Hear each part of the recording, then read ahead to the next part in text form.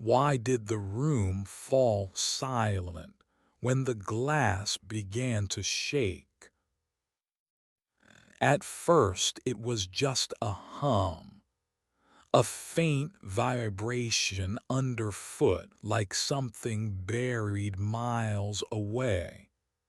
Then the low windows rattled, maps trembled across the steel briefing table, and Colonel Barrett's hand froze mid-gesture. The sound rolled over the operations room like a storm. Slow, heavy, deliberate. Not the scream of a jet. Something older. Something everyone thought was finished. A warthog. He shot to his feet, eyes flicking to the ceiling as if the concrete could part and show him the truth.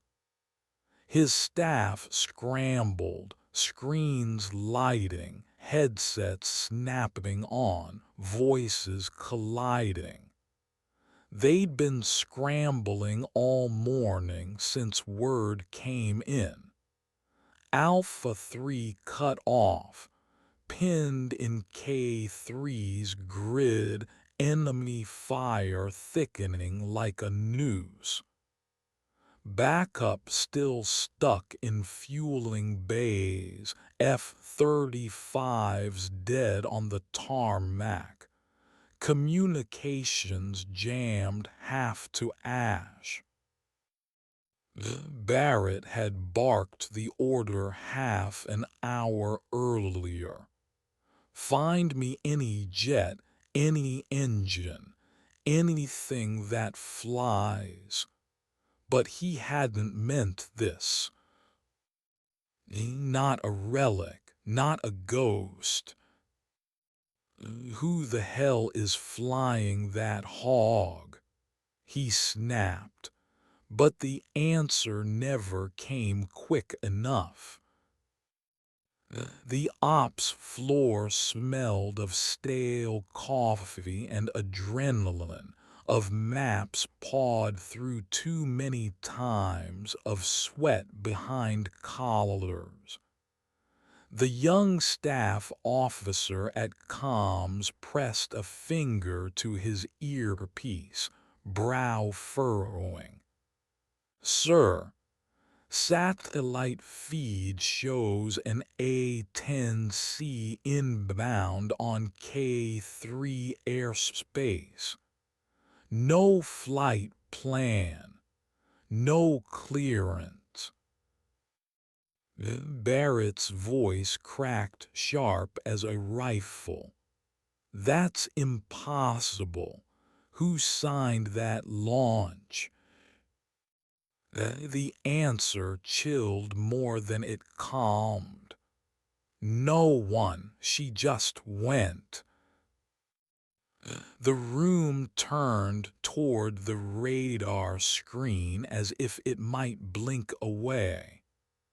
But the green pulse kept circling, the small blip moving steadily toward the red cluster marked Alpha 3. No call sign, no authorization. Just a heading locked onto the coordinates of dying men.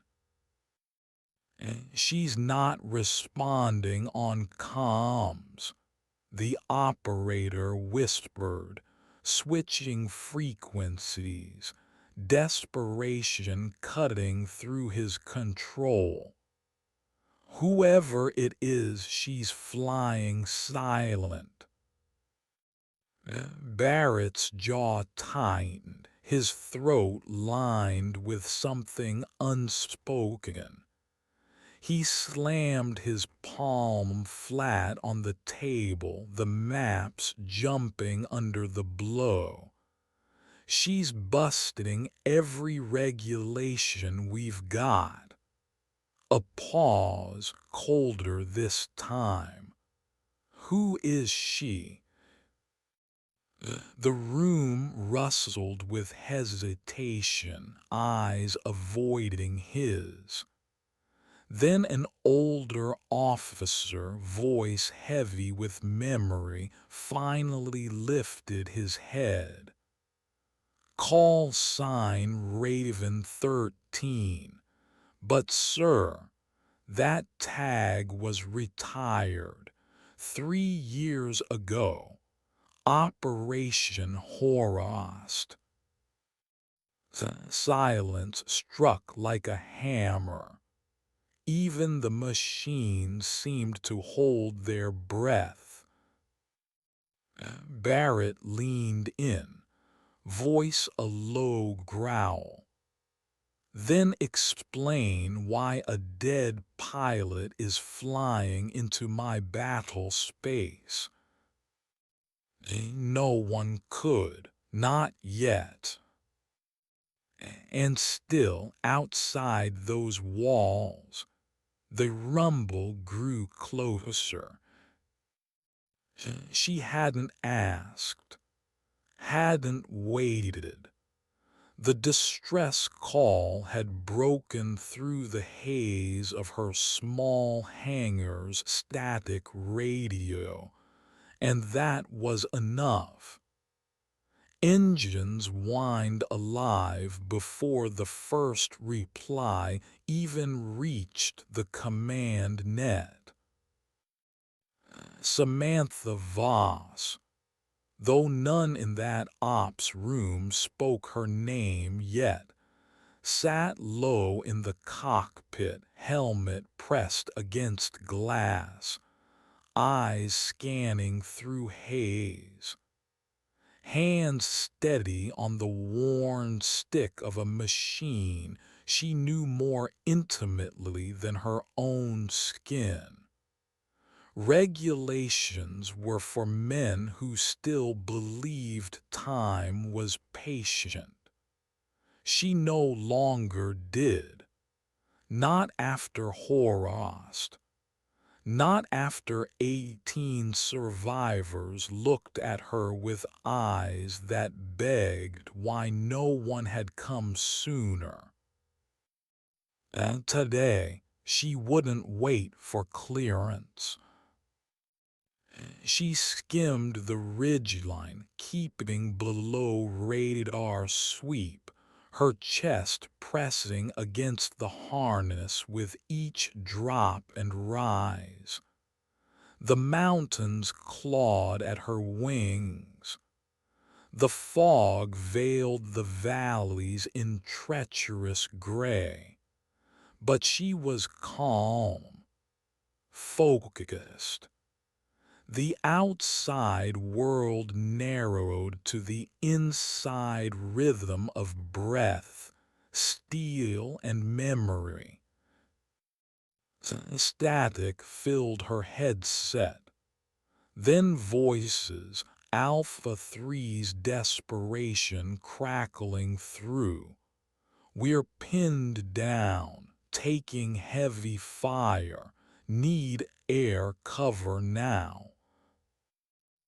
Her hand moved without thought, keying the mic. Alpha 3, Raven 13, I see you. The silence in the ops room back at Ashland was immediate. A room full of trained soldiers, caught by a ghost's return. Barrett snatched the mic, his order firing like a bullet. Raven 13, you are not cleared for this operation. Return to base now. That's direct. Her reply was calm, almost tender. Colonel, with respect, those troops don't have time to wait on red tape. Barrett's breath caught. Around him, young officers shifted uneasily. Protocol clashed with the simple fact of 12 men on the brink. Alpha Three's voice came again, ragged, breaking. "Any air at all, please. We're out of time." And in that heartbeat, the colonel knew. He could keep the book intact, or he could keep them alive. His voice cracked softer than he meant. "Raven 13, you are cleared to engage." No acknowledgement came. None was needed. She was already diving. The warthog thundered low over the valley, its wings heavy, its presence undeniable. Infantry below raised their heads in disbelief, helmets catching the glint of morning sun. Someone shouted through the chaos, "That's a hog. We've got air." Inside her cockpit, Samantha's voice cut through crisp and sharp. "Raven 13 on station. Mark targets. Kill lasers. I'm going visual." The coordination tech back at base blinked, panic rising. "Visual in this fog, that's—" But the rest of his words were drowned by the earth-shaking roar of the GAU-8 cannon. 7 barrels spinning, unleashing thunder. 3 enemy artillery nests vanished in a blink. Smoke, flame, silence. Infantry roared in relief. At Ashland, someone whispered, almost reverent, "Who is she?" Barrett didn't answer. He couldn't. His eyes were fixed on the screen, on the path of that one aircraft carving life out of certain death. And in the silence after, Samantha's voice came again, steady, final. "Alpha 3 will survive." Then nothing. She was gone from the net before anyone could thank her. Barrett stood very still, his hand gripping the mic, his reflection staring back from the black glass of the radar screen. He didn't speak, couldn't, because what echoed in his mind wasn't the thunder of her cannon or the screams of relief from the infantry. It was the line she had slipped through comms before the dive. A line not meant for any of them, but for herself. "I stopped waiting for orders the day I waited too long." He understood too well.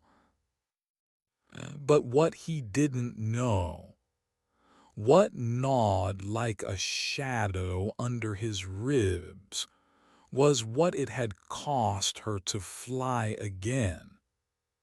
and why she had chosen this moment after years of silence to break the sky open once more.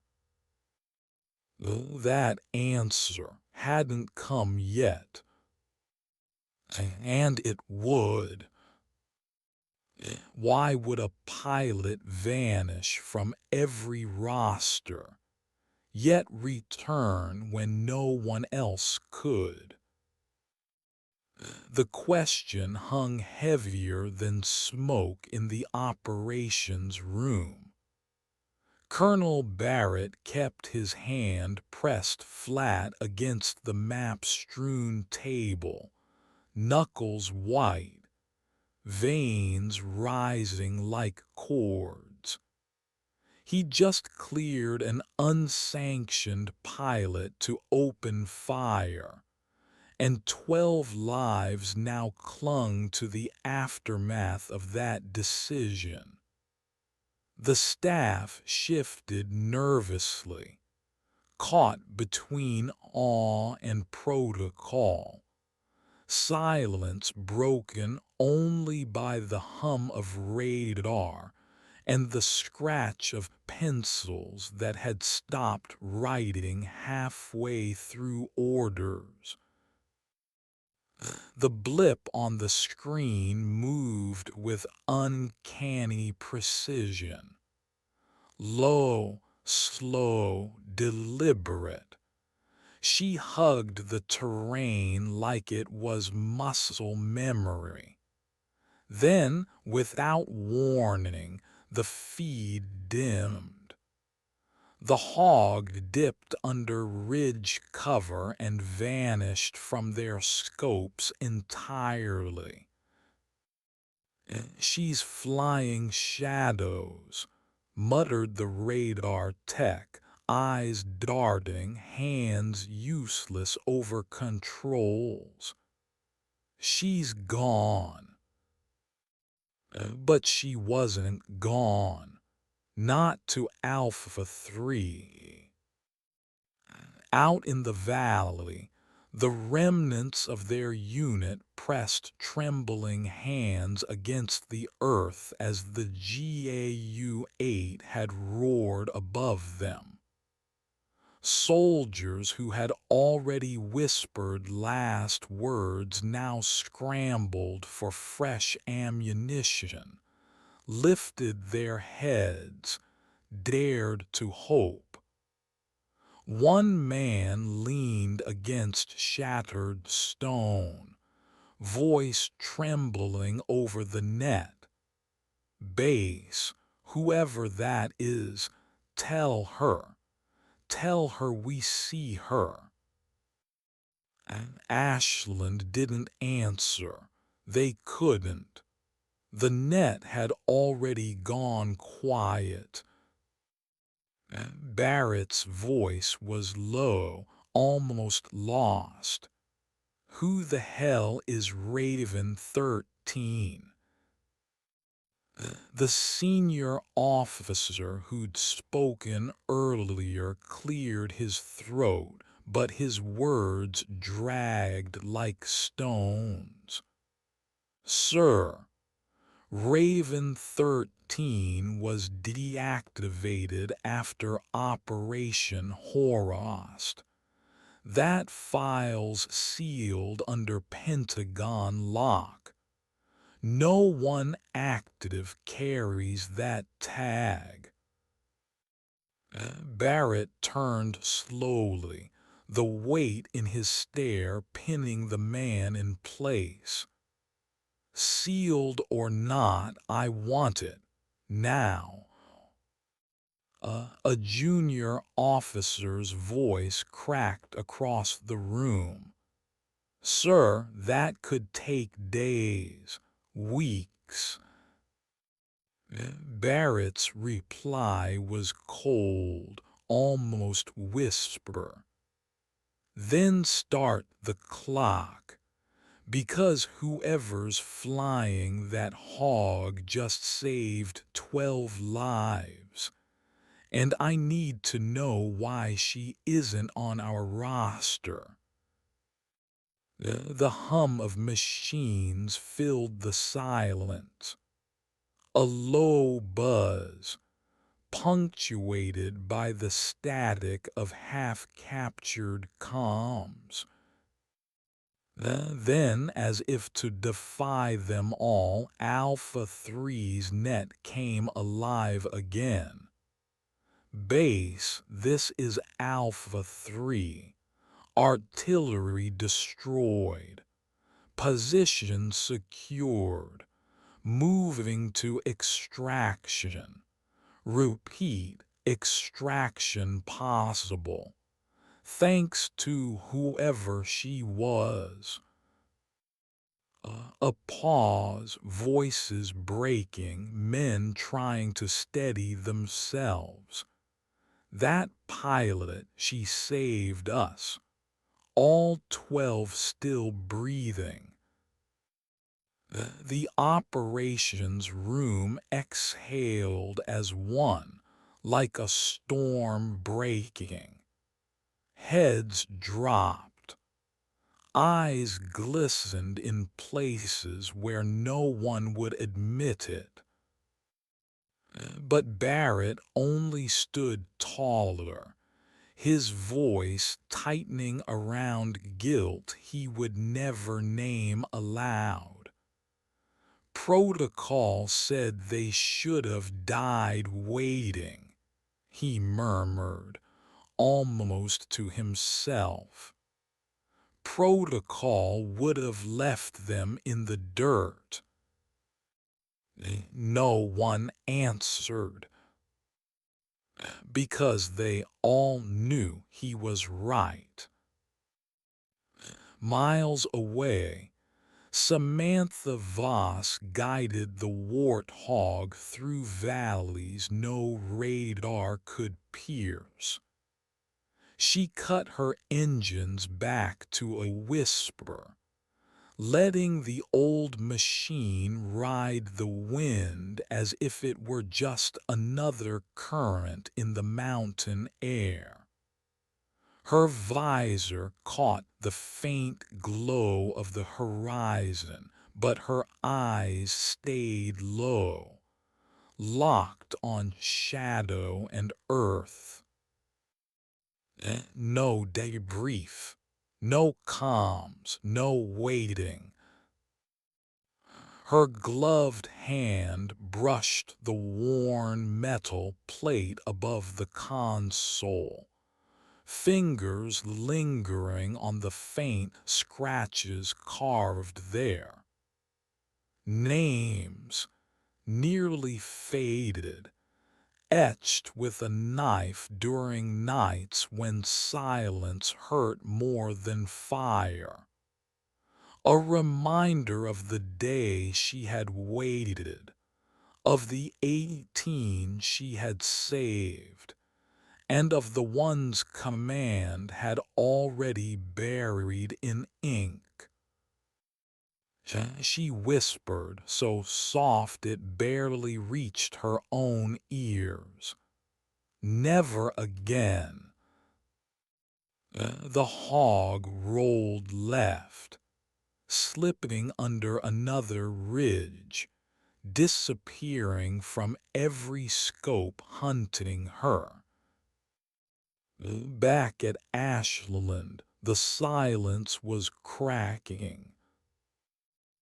She fired 60 rounds, the weapons officer said suddenly, staring at the log feed. Just 60. Heads turned. 3 nests gone, all clean, no overspray, no blue on blue, and she only squeezed 60 rounds. A junior analyst blinked. That's impossible. Most would dump triple that in fog like this. Barrett didn't move. His eyes stayed fixed on the screen, unblinking, listening as the truth unraveled itself without mercy. An older advisor, a retired hog driver, spoke at last. His voice carried a weary respect the others didn't understand. That's not impossible. That's someone who's flown where every round had to count, where missing meant someone died. That's not training. That's survival. Barrett turned his gaze heavy and sharp. Meaning what? The man's voice dropped. Meaning, sir, Raven 13's not a rogue. She's someone who's been flying missions the system doesn't want to admit. The words struck like a weight, dragging the air out of the room. Someone whispered, almost afraid of the sound of it. She's not supposed to exist. Barrett's hand curled slowly into a fist on the table. His eyes burned with something no one dared name. Anger, respect, maybe envy. Then why does it feel like she's the only one who does? Hours later, long after Alpha 3's evac, the radar screen still sat blank. The hog had slipped beyond their reach into silence once again. But the men she saved would not forget, nor would Barrett. He leaned over the console, the empty frequency crackling faintly in his headset. His voice was low, personal, unheard. Raven 13, come in. I need your debrief. I need your name. Static. His throat tightened. I just need to say thank you. More static. He closed his eyes, exhaling slow. Then fly, if that's what you need. But know this, 12 men walk tonight because you broke the rules I wrote. He set the mic down, gently this time. Not with anger, but with something closer to reverence.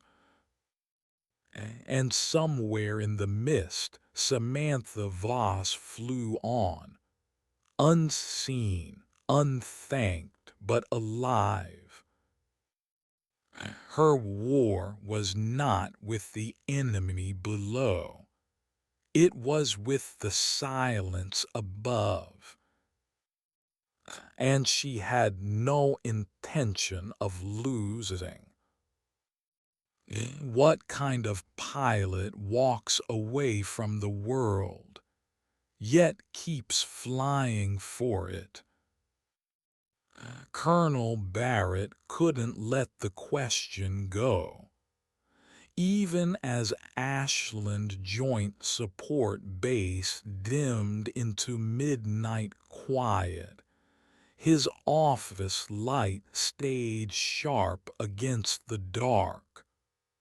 Files spread like shrapnel across his desk, flight manifests, sealed reports, fragments of logs that didn't add up, but none of them gave him what he needed.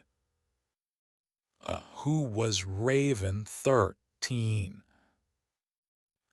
Every answer hit a wall of black ink. Classified, restricted, not found. And that more than anything told him the truth was real. Because ghosts don't need to be buried unless they still exist. He leaned back, eyes burning, the echo of her voice still tight in his chest. Calm, unflinching, sharp as glass. A voice that hadn't cracked under fire, not even once. It was the voice of someone who had been here before. And that's when he saw it, buried deep in archived logs, a faint note tied to a different operation. Operation Horost. The word alone tasted bitter. Barrett had heard whispers of that disaster years ago, but never the detail. The file was sealed under Pentagon clearance, but the call sign was there. Raven 13. He whispered it aloud, as if the sound might open a door. 3 years earlier, Samantha Voss had sat alone in a dim hangar, helmet on her knees, hands trembling. The order to stand down had already been given. 6 jets lost, 22 crew unaccounted for. Command called it too dangerous, too costly. She called it unfinished. The jammers had ripped comms apart, GPS fried in the first wave. Pilots stranded across 30 square miles of hostile ground. No signals, no rescue, just silence. The brass had written them off, but Samantha couldn't. She remembered walking the line of her A-10, running her hand along the cold armor, the battered rivets, the ugly, beautiful machine the others mocked as outdated. She had whispered to it like an old friend. "One more run. We'll make it count." Then she launched. No clearance, no backup, no plan but instinct. The first pass, she had drawn every missile in the valley. The hog rattled like it would tear itself apart, but she held.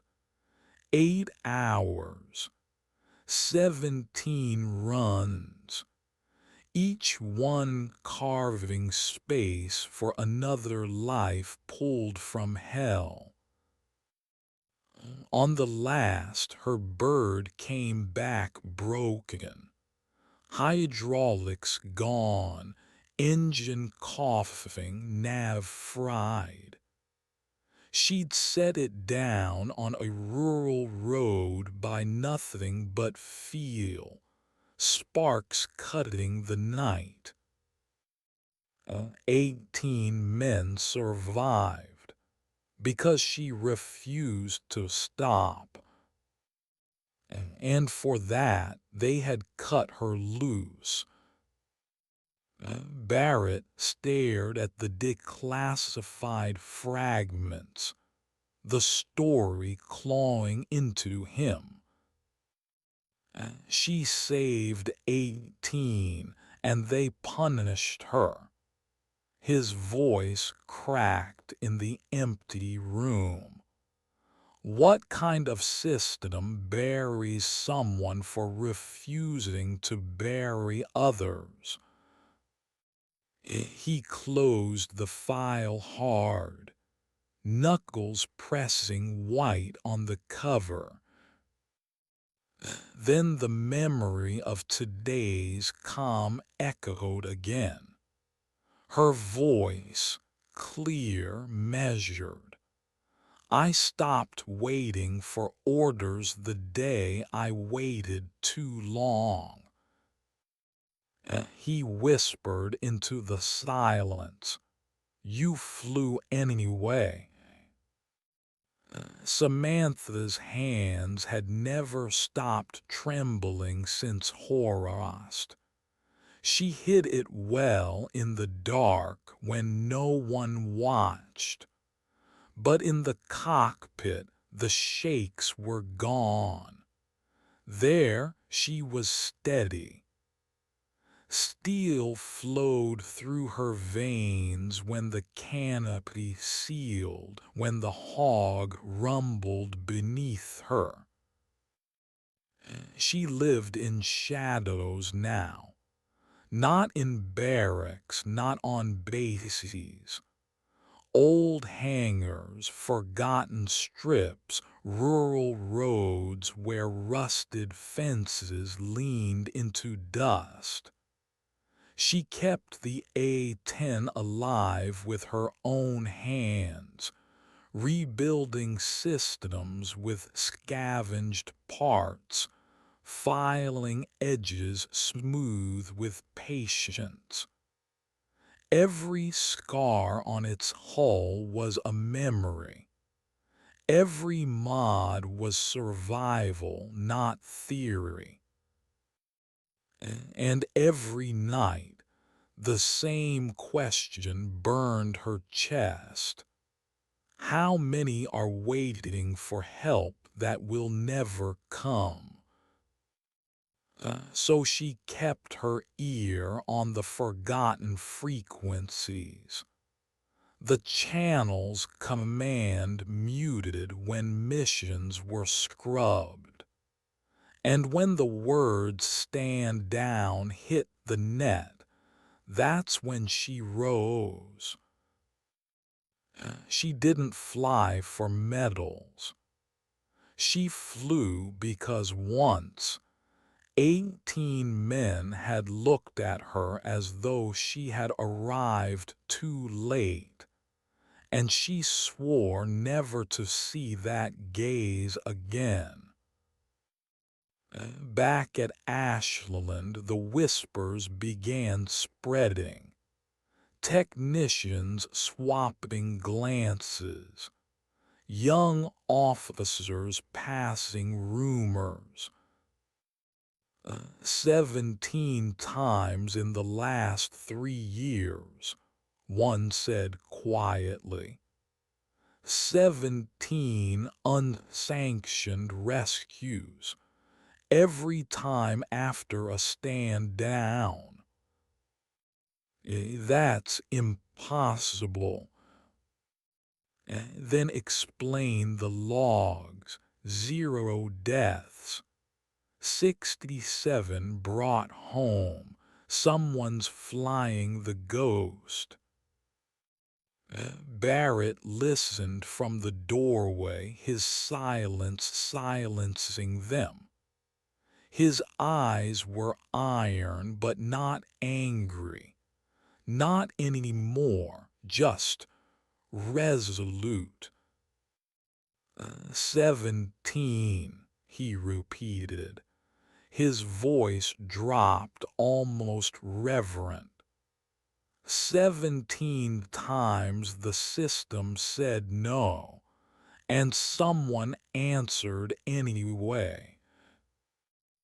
He let the weight of it settle before he gave the order. Reinstate her.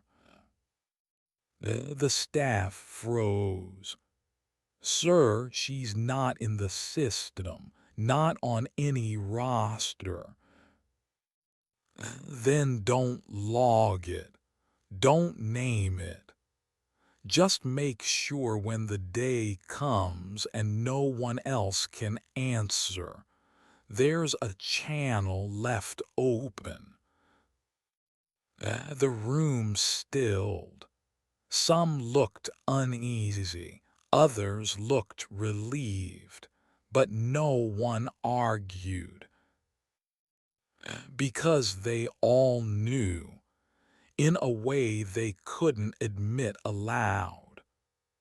Sometimes the only thing keeping men alive was the ghost they weren't allowed to believe in. Samantha rolled the hog into a steep bank, mountains bleeding into fog beneath her wings.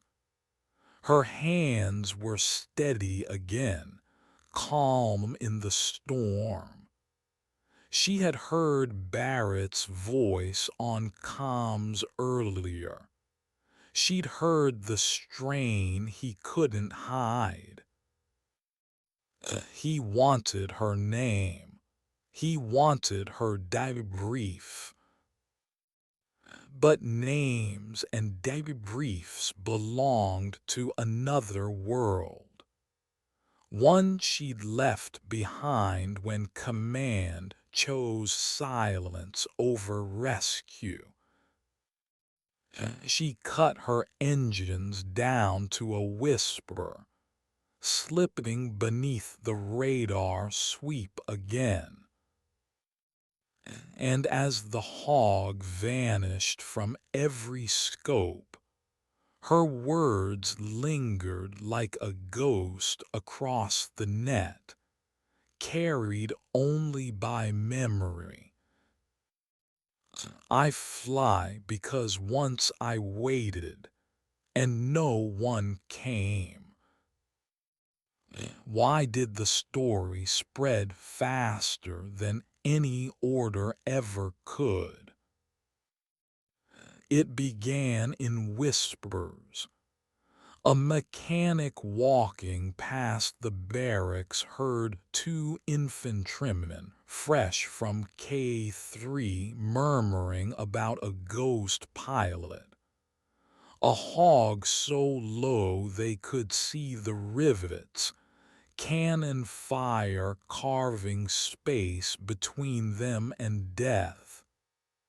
She came out of nowhere, one said, voice shaking like he still hadn't caught up with the fact that he was alive. Didn't ask, didn't wait, just saved us.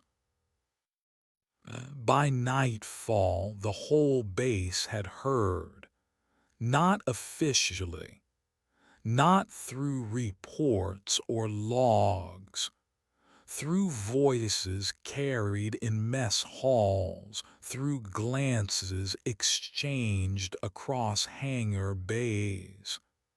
Raven 13 had returned. Barrett knew he couldn't contain it. He didn't even try. He simply walked the halls with a silence heavier than his boots, listening as young pilots spoke her name like it was a warning and a prayer.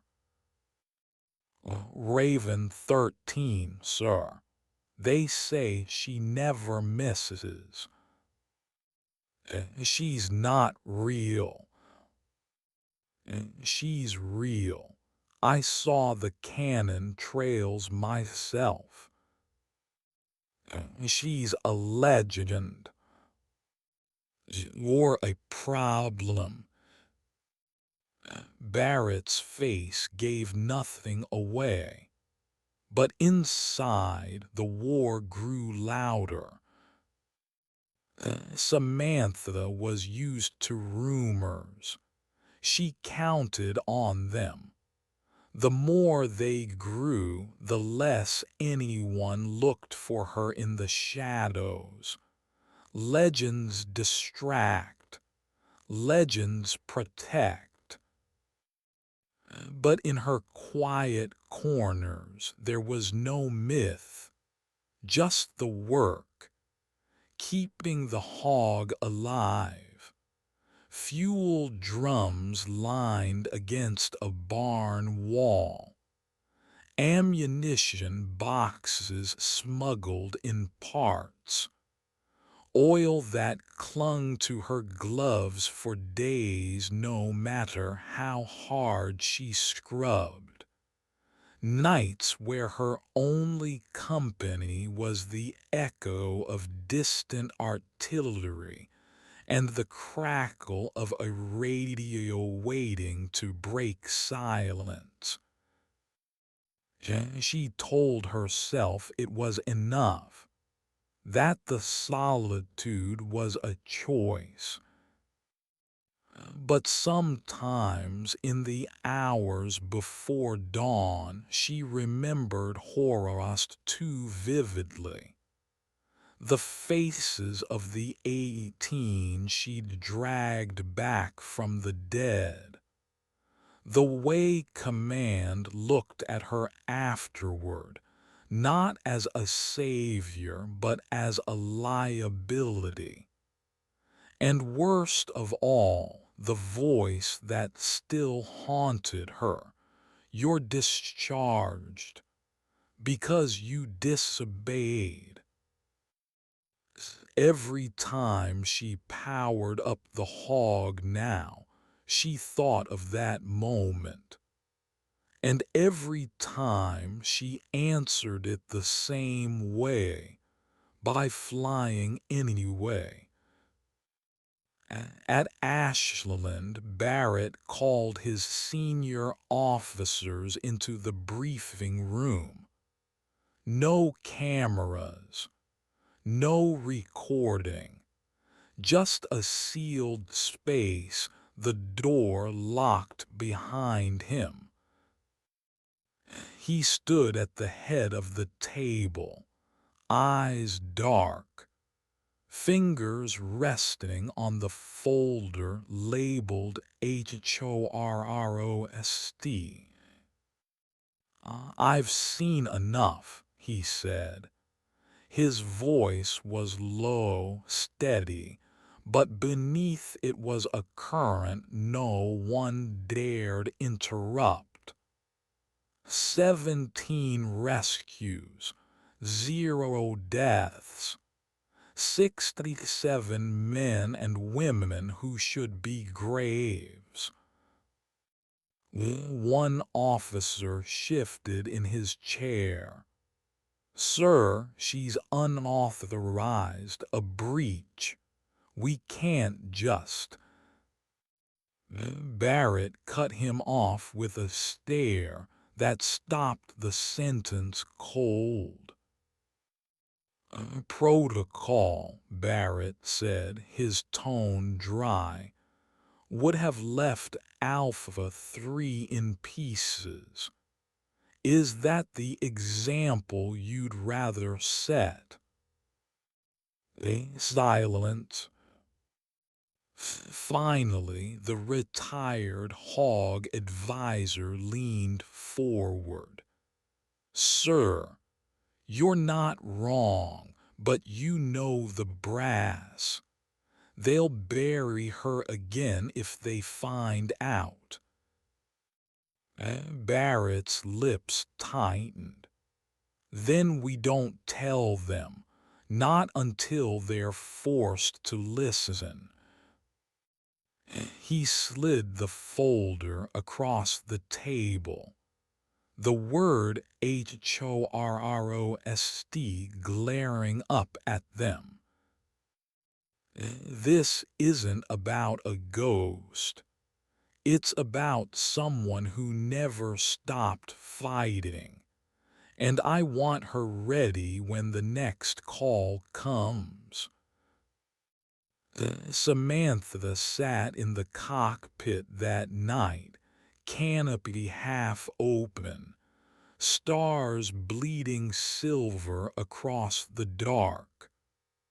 The hog smelled of fuel and steel, but to her it smelled like home.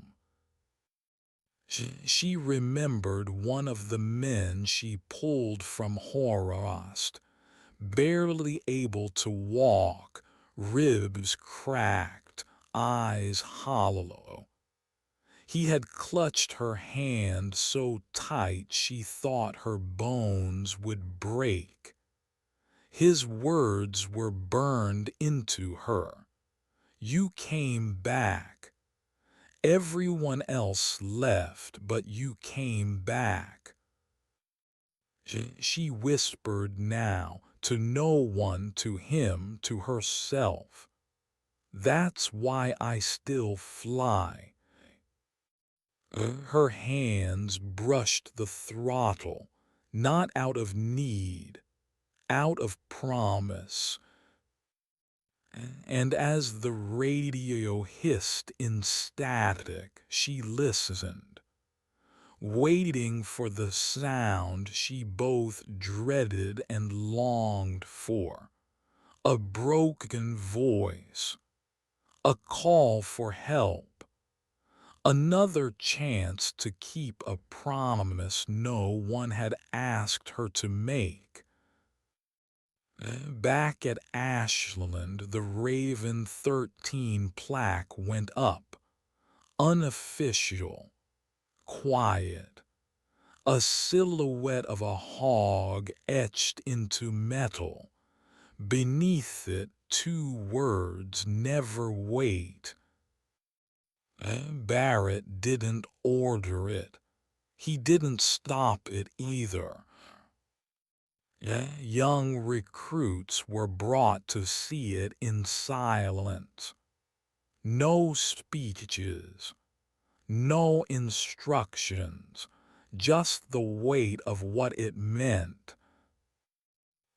A reminder that sometimes the mission wasn't about ticking boxes. Sometimes it was about flying anyway. And while they stared at the plaque, somewhere out beyond radar range, Samantha's hog sat ready, because she knew better than anyone. Help delayed was help denied, and she refused to wait. What happens when command says stand down, but a voice still answers the call? The transmission broke through Ashland's comm net just past dawn, a scratch of static. Then a voice, hurried, panicked, barely cutting through the interference. This is Bravo 6. We're hit. Coordinates attached. Requesting immediate air cover. Repeat, immediate. We won't hold. The room tensed. Barrett was already at the table, coffee untouched, eyes sharp. He didn't have to ask. He saw it in the faces of his staff. Status of available flights, he demanded. F-35 still grounded, sir. Fuel valve issues. F-18s are too far out, minimum 20 minutes. They won't make it. Barrett's jaw clenched. 20 minutes was a death sentence. He knew it. Everyone knew it. The silence stretched. And then, like a whisper threading through the static, another voice came across the net. Calm, unshaken. Bravo 6, Raven 13, I hear you. Every head in the room snapped up. The comm tech nearly dropped his headset. Sir, she's back on frequency. Barrett exhaled slowly, his hand hovering above the mic but not touching it yet. He didn't have to. The truth was already clear. She was going. Samantha banked hard left, the hog groaning as its wings tipped through the valley air. Morning light painted the mountains in blood-orange streaks, but her eyes stayed low, locked on the ground ahead. Her radio crackled with Bravo 6's panic. They're closing in. Artillery on the ridge. We're pinned. She could hear the voices behind the words, the men trying to keep fear from breaking their tone. She knew that voice too well. She remembered it from Horost. She remembered it from Alpha 3. The sound of soldiers realizing they'd been left behind. Her own voice stayed steady. Bravo 6, Raven 13. Mark ridge with smoke if you can. I'm inbound. They didn't ask if she was authorized. They didn't care. In the end, no one on the ground ever cared about protocol. They only cared that someone came. At Ashland, the tension was thick. Officers glanced at Barrett, waiting for his reaction. Technically, he should shut it down, call her back, order her to RTB and log the breach.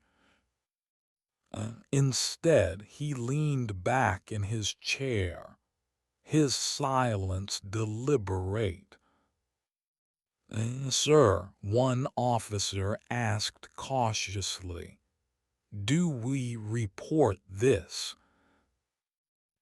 Barrett's eyes never left the radar screen where the lone hog carved a path toward Bravo 6. Report what? His voice was dry. That an unregistered pilot answered when we could.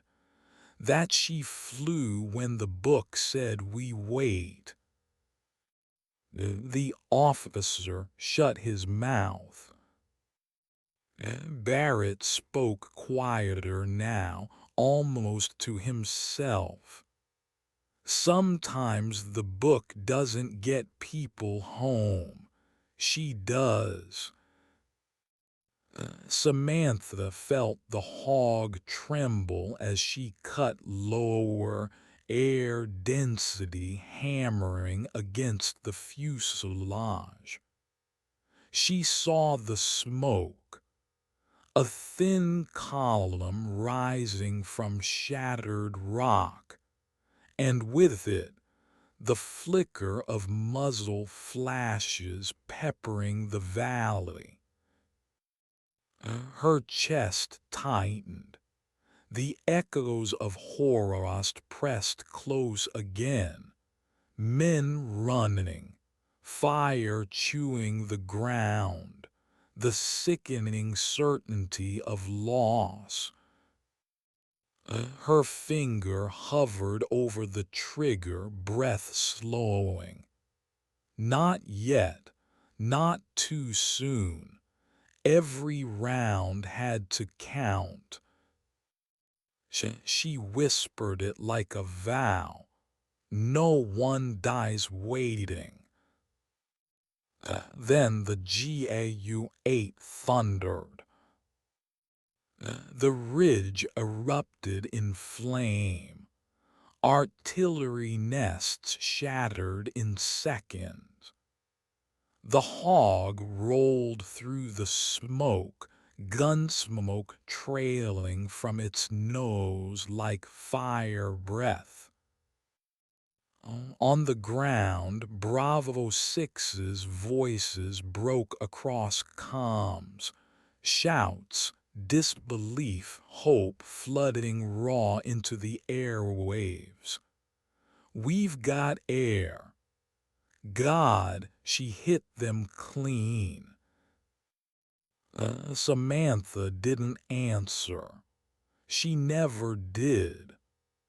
She just circled back, scanning, searching for the next shadow of threat. Back in the ops room, the radar tech swallowed hard. She's pulling off perfect spacing again. Visual only. No lasers, no locks, sir, this is. Barrett raised a hand. Let her fly. The staff watched, transfixed, as the hog danced through impossible terrain, carving precision from chaos. Each pass ripped enemy positions apart with the efficiency of someone who had long since stopped asking if the shot was possible. Barrett's chest burned with something he wouldn't name. It was part pride, part shame, part envy. Because she was doing what he could not. After the ridge fell silent, Bravo 6's voice cracked through the comm net. "Base, we're clear. Extraction possible. We don't know who she is, but tell her we owe her everything." The channel cut before anyone could answer. Samantha pulled the hog up through rising fog, engines growling, her chest heaving as the adrenaline faded. She didn't need their thanks. She only needed to know they would live to give it to someone else. Her radio clicked once briefly, not words, just a sound, a farewell, a reminder she had been there. And then she was gone again. Barrett stayed at the table long after the ops room cleared. The screens dimmed. The lights hummed low, but he didn't move. He replayed her words in his head. The tone, the steadiness, the refusal to wait. He thought of the plaque outside, the one etched "Never wait." He wondered if she even knew it existed. And then he wondered how long before higher command noticed the ghost flying in their skis. He clenched his jaw, because when they did, they would come for her. And the war he feared most wouldn't be in the air. It would be inside these walls. What happens when the enemy isn't out there, but sitting in the same building you serve? 3 days after Bravo 6's extraction, the summons arrived. A terse message stamped with higher command seal. Immediate briefing. Full disclosure. Unregistered aircraft in K3. Barrett read it twice, jaw tightening. He knew exactly what it meant. Word had reached the brass. Raven 13's legend was no longer just whispers in hangars or stories passed over mess tables. It was now a problem, a breach, a file marked with red tape. He stepped into the conference chamber. Fluorescent lights buzzing overhead, the air colder than it needed to be. Generals sat across the table, eyes sharp, papers stacked like ammunition. Colonel Barrett, one began, voice smooth, polished. We've had reports of unauthorized air activity, an A-10 no less. I trust you have an explanation. Barrett's face was stone. I have results. 12 men from Alpha 3 alive, 12 from Bravo 6. That's my explanation. The general's lips curled faintly. We asked for an explanation, not sentiment. Unauthorized assets compromise security. Whoever this Raven 13 is, she's violating protocol and breaching comm channels. You will identify her and shut her down. Barrett leaned forward, voice low, dangerous. With respect, sir, protocol would have left 24 soldiers dead in the last 2 weeks. Raven 13 didn't compromise security. She provided it. The silence that followed was sharp enough to cut skin. Another general spoke, his tone colder. Colonel, If you won't handle this, we will. Rogue pilots do not decide which missions get answered. Barrett met his stare. Maybe they should, because someone has to. That same night, Samantha sat in a rusted hangar 100 miles from Ashland, her hog stripped open, innards exposed. The smell of oil clung to the air. Her hands, black with grease, trembled as she tightened a bolt. She paused, staring at the shake, willing it to stop. Her body was betraying her. Too many years of flying alone. Too many hours with no one to trade burdens with. She pushed her palm against the console, pressing until it hurt. The silence pressed heavier than the walls. She hated it most after a mission.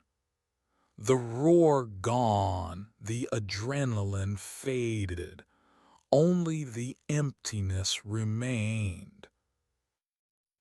She whispered into the dark, "Why do I still do this?" Oh, the question tasted bitter. She thought of Horost, the 18 faces, the way command had told her not to go, the way she had gone anyway. And she knew, because she could never forgive herself for the one time she didn't. Her chest tightened. The truth was simple, brutal. She wasn't flying for them anymore. Not really. She was flying because it was the only way to survive herself. At Ashland, Barrett stared at the plaque outside the hangar. The silhouette of the hog. The words etched beneath. Never wait. Younger pilots touched it when they passed, some with reverence, some with curiosity. Barrett touched it too, fingers grazing the cold metal, his reflection caught in the polished plate. The generals had made their position clear.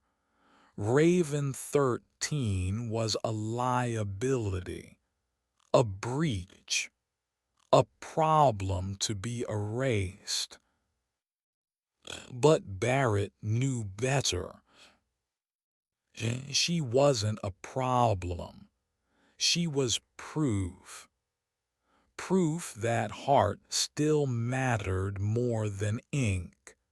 That courage sometimes needed to break rules to save lives. And he realized with a quiet certainty that hardened his chest. If command came for her, they'd have to come through him. In her hangar, Samantha leaned back in the cockpit, helmet off, sweat dripping down her neck. She stared at the night sky through the glass canopy, stars scattered like broken shrapnel. Her radio hissed faintly. She had left it on, as always, tuned to the forgotten frequencies. Static silence, then a faint crackle. This is Delta 2, we're pinned. Any station, anyone.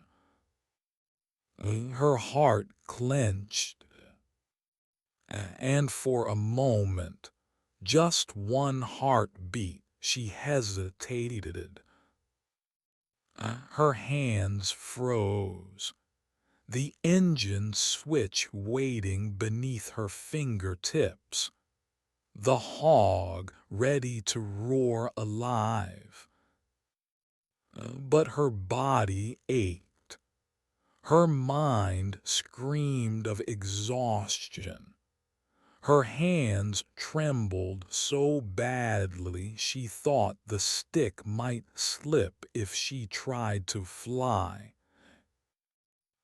She whispered to herself, voice breaking, "I can't keep doing this." The silence answered back. She closed her eyes. Then the voice on the radio came again, desperate, pleading. "Anyone out there, please?" Samantha exhaled, slow, ragged, and her hand moved. The hog's engines whined awake, rumbling into the night, rattling the rusted walls. Because no matter how broken she felt, she knew the truth she could never escape. If I don't answer, no one will. What happens when the Savior is running out of strength? Delta 2's call cut through the night like a blade. Samantha's hog clawed into the sky, engines trembling with her own exhaustion. The stars blurred above her canopy, but her eyes stayed sharp on the valley ahead. She told herself she couldn't keep doing this.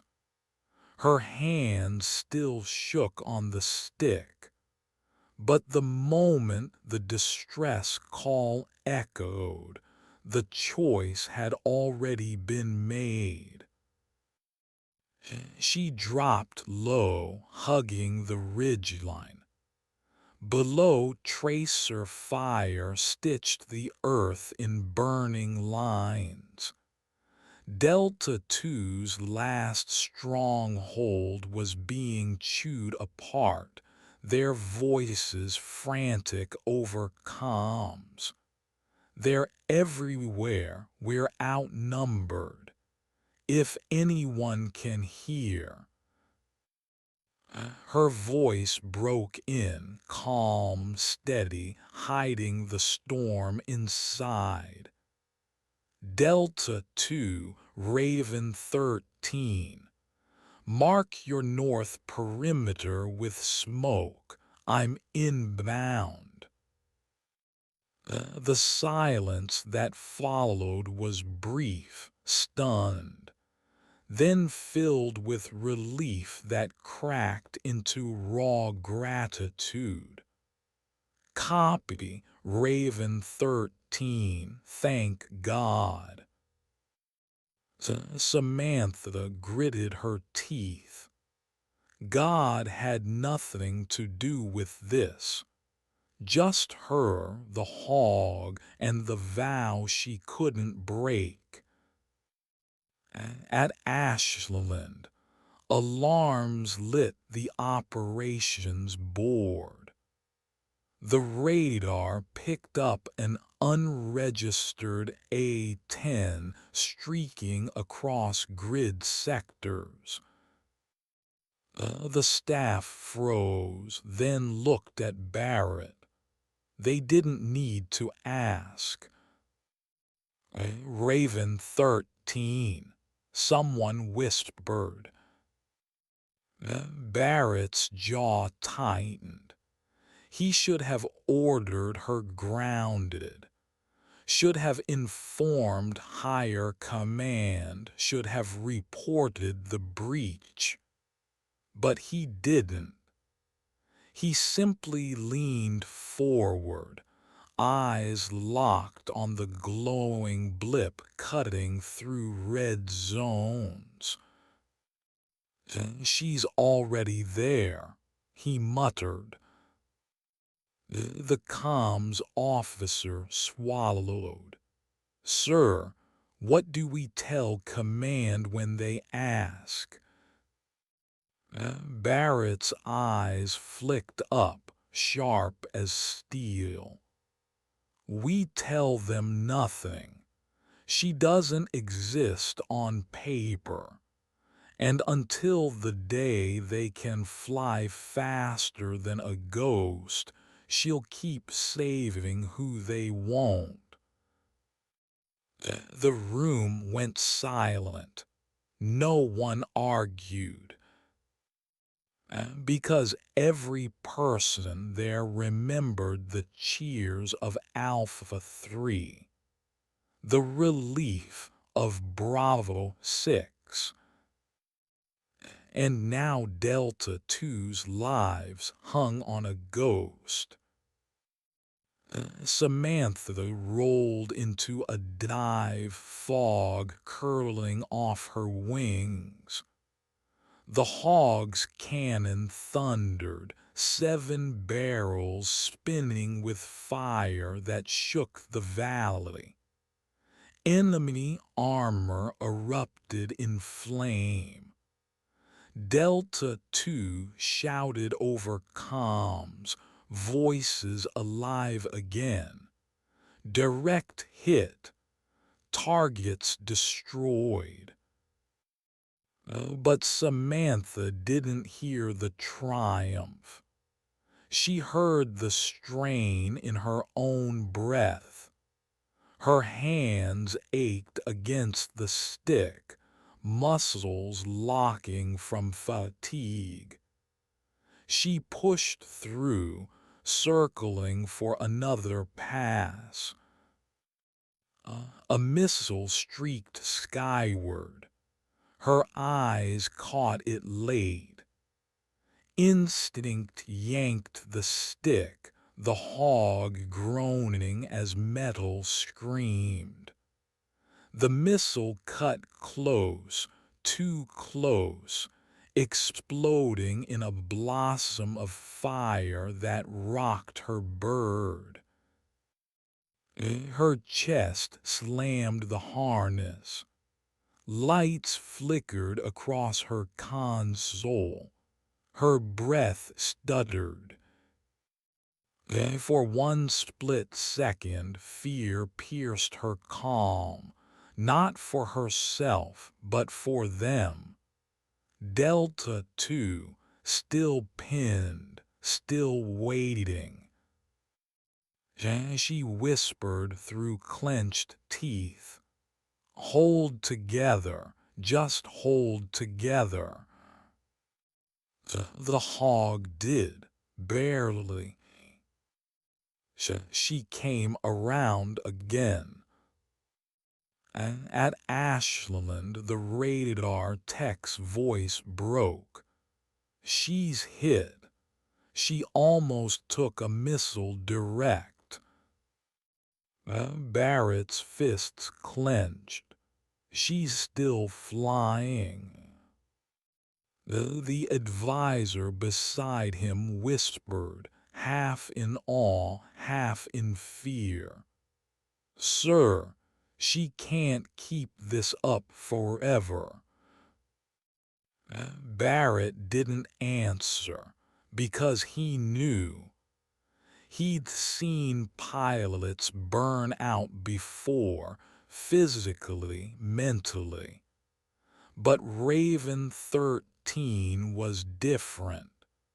She wasn't running on orders or recognition. She was running on something darker, something that would push her past the edge long before she stopped. And he realized with a sick weight that if someone didn't reach her, she'd die in that cockpit, not because the enemy got her, but because she wouldn't let herself stop. On her third pass, Samantha silenced the last enemy nest. The valley fell quiet, only smoke rising through the dawn. Delta Two's voice cracked with disbelief.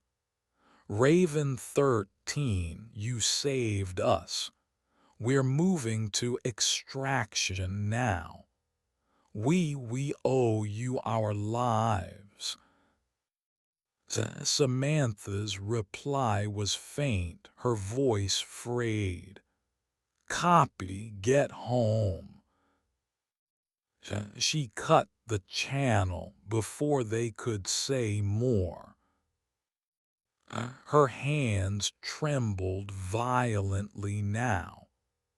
Her vision swam.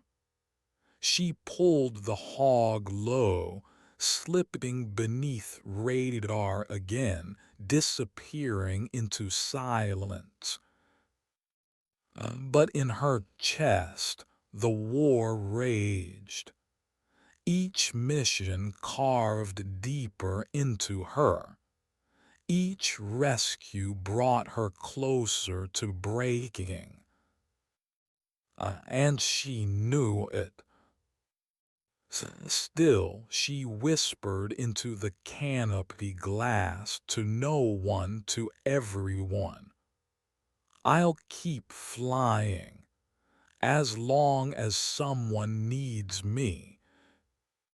Back at Ashland, Barrett stood at the radar console long after her blip vanished.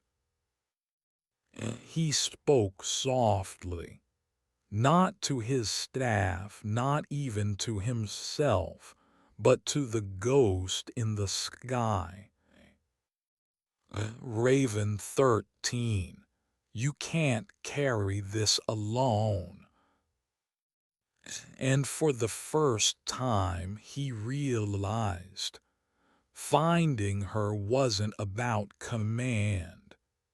It wasn't about debriefs or protocol.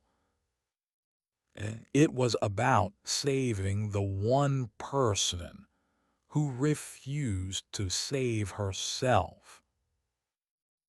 Why do some legends vanish, yet leave a trail no silence can erase?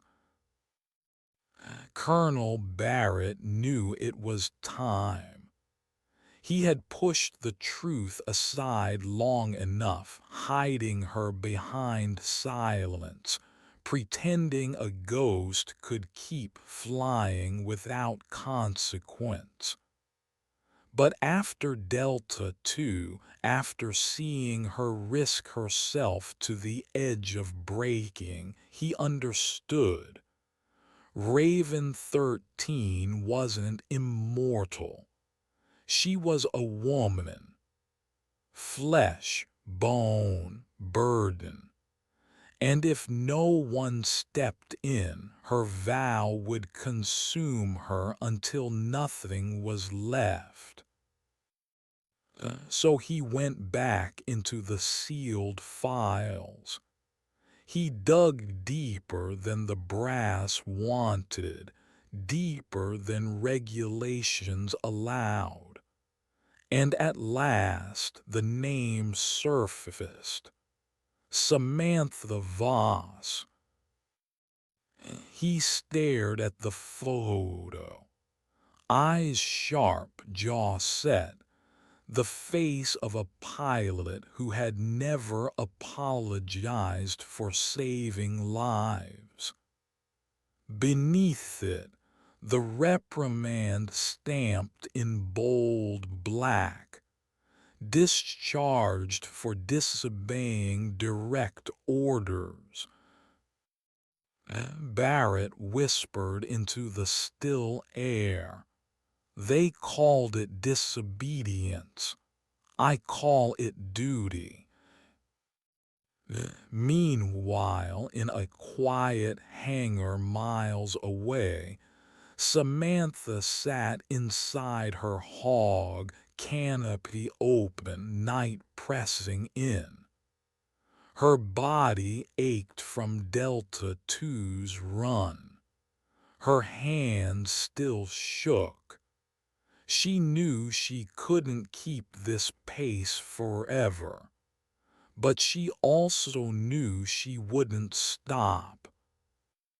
The radio hissed in static. She left it on always, waiting. A knock echoed against the hangar door. Her chest tightened. No one ever came here. She slid her hand to the sidearm tucked beneath the seat. Then a voice, steady, familiar, cutting through the dark. Raven 13. She froze. Barrett stepped into the light, his face shadowed but his presence unmistakable. He didn't raise a weapon, didn't shout. He just looked at her as if seeing a ghost. "You've been carrying this alone," he said quietly. "Too long."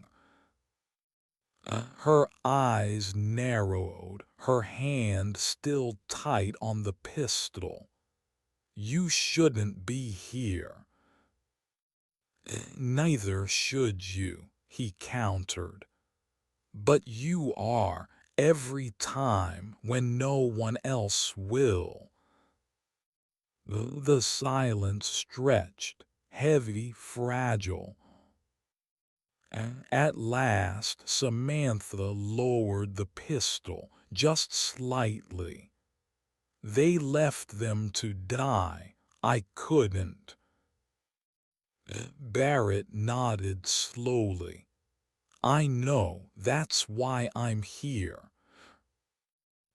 They spoke through the night, voices low, honest in a way they hadn't been in years.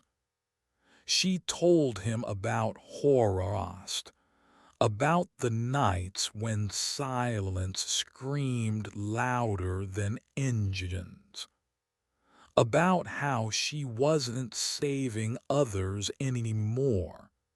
She was punishing herself for surviving. Barrett listened, really listened. And when she finished, he said the only words that mattered. "You don't have to carry it alone." Her eyes glistened, but she didn't let the tears fall. She shook her head. "If I stop, people die." He leaned closer, voice steady. "If you burn out, people die too.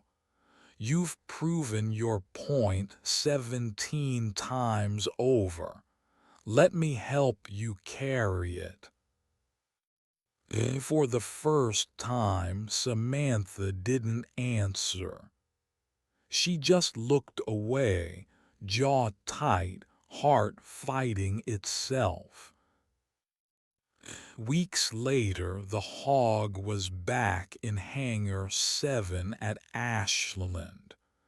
Not logged, not on record, but always ready. Mechanics noticed it gleamed cleaner than any bird in the fleet, always fueled, always armed. Yet no one ever signed the maintenance slips. They didn't ask. They knew better. And outside, the Raven 13 plaque grew heavier with meaning. Pilots touched it before missions. Recruits were shown it in silence, not as a story, as a promise. Because Raven 13 was no longer just Samantha Voss. It was the idea that someone, somewhere, would always answer when others were told not to. Samantha herself never stepped into the spotlight. She came when needed, vanished when done. Sometimes Barrett caught sight of her at night, moving through the shadows of Hangar 7, tending the hog with hands that shook only when the engines were off. He never stopped her, never pressed her, because he understood some burdens can't be taken, only shared. Years later, after Barrett retired, he gave his farewell to a room of young pilots. He didn't speak of strategy or regulations, or the books stacked high on command desks. He spoke of Raven 13. You'll face moments where the book tells you to wait, he said, voice steady, eyes fixed on the plaque at the back of the room. Moments where waiting means someone doesn't come home. In those moments, you'll have a choice. And the right choice won't always be the one written down. He paused, letting the silence carry the weight. The mission isn't to follow the book. The mission is to bring your people home. The room stayed quiet, not with confusion, but with understanding. That night, Barrett found a note tucked inside the hog's cockpit, written in a hand he recognized but had never held in his own. Thanks for knowing some things matter more than protocol. R13. He closed his eyes, exhaled slow, and placed the note back where he found it. Because he knew the truth. She wasn't flying for thanks. She was flying so others could live long enough to give them.